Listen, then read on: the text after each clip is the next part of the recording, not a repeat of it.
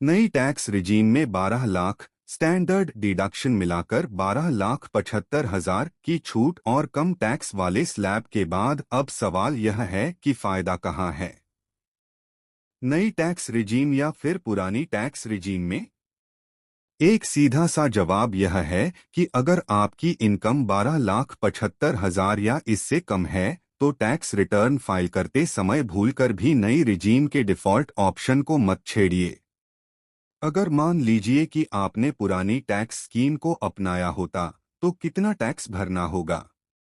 यह करीब करीब 3,500 रुपये बैठता, और वह भी तब जब आप पुरानी स्कीम में मिलने वाले 5,75,000 के सारे टैक्स सेविंग के हकदार होते और उनका प्रूफ जमा करते, जो किसी भी मिडिल क्लास के लिए असंभव जैसा है। ऐसा अमृत फल जो कम ही ने चखा होगा। अब बड़ा सवाल यह है कि जिन लोगों की इनकम 12,75,000 से ऊपर है, क्या उनको पुरान टैक्स रिजीम में फायदा है या नई में? सबसे पहले पुरानी टैक्स स्कीम पर एक नजर डालते हैं। पुरानी टैक्स स्कीम में आप सब जोड़कर 5.75 लाख रुपए की टैक्स छूट का दावा करते हैं। ये इस तरह से हैं: होम लोन का ब्याज है 2 लाख रुपए, 80 की छूट है 1.5 लाख रुपए, 80 CCD में NPS छूट 50,000 रुपए, 80D पेरेंट्स सहित मेडिकल क्लेम पर छूट है 50,000, 75,000 रुपए स्टैंडर्ड डिडक्शन है 50,000 रुपए। तो पुरानी टैक्स स्कीम की ये सारी छूटें मिलाकर 5,75,000 रुपए बैठती हैं।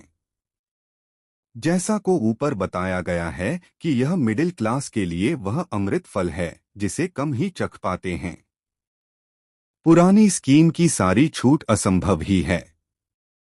अब जरा यह समझते हैं कि कोई अगर इन सारी पुरानी स्कीम की छूट को पूरी करता है तो उसको नए में फायदा या फिर पुराने में डॉट। अगर आपकी सालाना इनकम 12.75 लाख रुपए है तो नई रिजीम में अब इस पर कोई टैक्स नहीं है।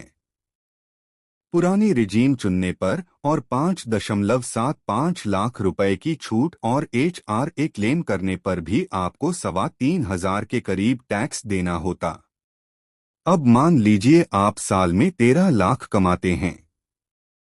ऐसे में पुरानी स्कीम में 5.75 लाख के डिडक्शन और HRA क्लेम करने पर आपकी करीब 4,500 की टैक्स देनदारी बनेगी।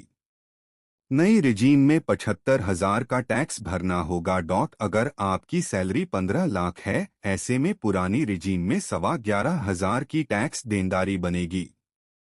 नई रिजीम में यह 1.05 लाख टैक्स देना होगा। अगर 20 लाख तक की इनकम है, पुरानी रिजीम वालों को यहाँ फिर याद दिला दें कि यह केवल तभी है जब आप 5.75 लाख की सारे डिडक्शन और HRA को क्लेम करेंगे।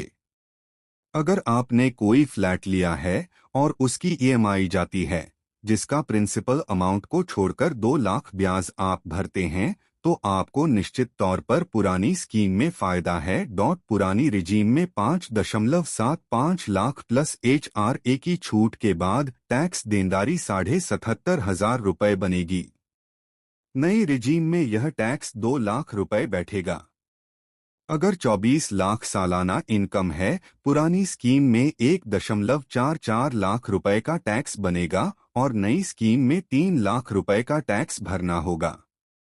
डेली अपडेट्स के लिए चैनल को लाइक एंड सब्सक्राइब करें।